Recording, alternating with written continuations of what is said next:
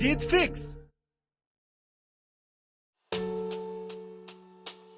अगर पढ़ते time concentration नहीं कर पा रहे तो ये वीडियो सिर्फ तुम्हारे लिए ही है। सबसे पहले एक छोटी सी कहानी सुनते हैं। महाभारत के अर्जुन युद्ध नहीं करना चाहते थे क्योंकि उनके विपक्ष में उनके घर वाले और रिश्तेदार थे।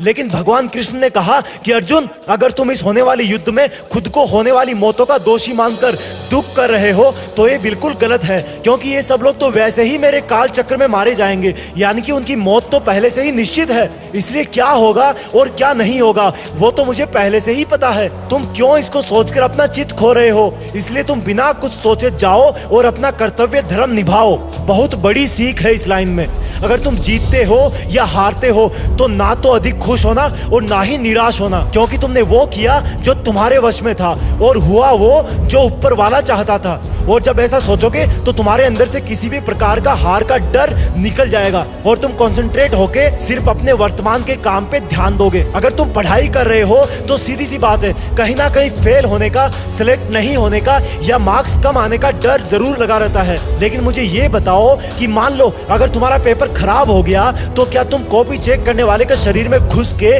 उससे जबरदस्ती खुद को मार्क्स दिलवा सकते हो? नहीं ना। इसका मतलब ये है कि अगर एक बार एग्जाम हो गई तो उसके बाद तुम्हारा रिजल्ट पर या आउटपुट पर कोई कंट्रोल नहीं है। अगर तुम्हारा कंट्रोल है तो वो है सिर्फ और सिर्फ पढ़ने लिखने पर। तुम्हारे कितने मार्क्स आएंगे या ना आएंगे वो तुम एग्जामिनर पे छोड़ दो और फोकस करो कि जो कॉपी उसके सामने चेक होने जाएगी उसमें तुम उसको कैसे इंप्रेस कर सकते हो, अपने ज्ञान को उसमें कैसे बेहतर ढंग से एक्सप्रेस कर सकते हो। और उसके लिए तुम्हें अपने रिजल्ट पे फोकस ना करके अपने मन को काबू में करते हुए सिर्फ और सिर्फ तुम्हारे सामने जो किताब पड़ी है उसमें उसी तरह घुल जाना है जैसे कि चाय में चीनी घुलती है। अब मैं तुम्हें यह बताना चाहता हूँ कि तुम्हारा मन फोकस क्यों नहीं कर पाता। देखो, इस बात को अगर ध्यान से समझ लिया तो कभी भी पढ़ते टाइम दिमाग इधर उधर नहीं भागेगा। दिमाग इधर उधर इसलिए भागता है क्योंकि उसके पास तुम्हारे चारों तरफ के माहौल से बहुत सारे इनपुट जाते हैं और 5 तरीके हैं जिनसे तुम्हारे दिमाग तक ये पहुंचते हैं। पहला है तुम्हारी आंखें,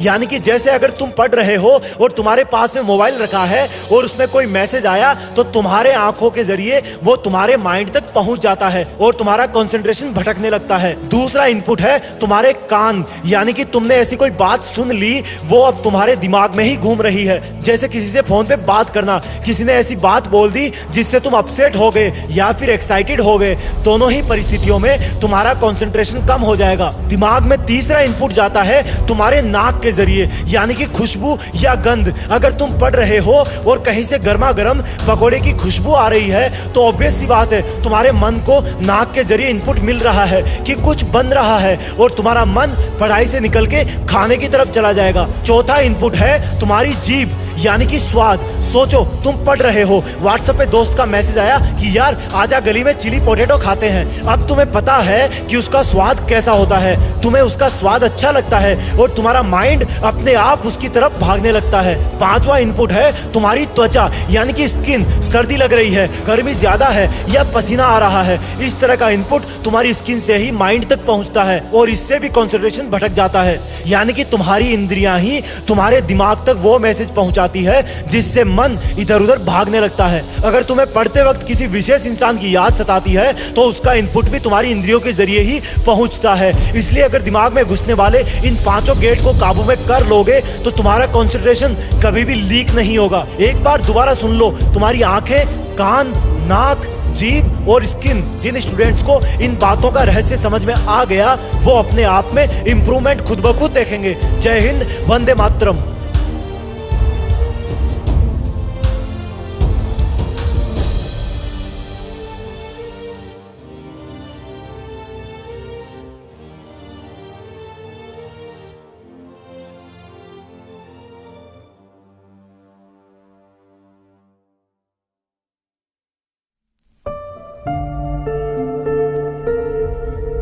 जीत फिक्स।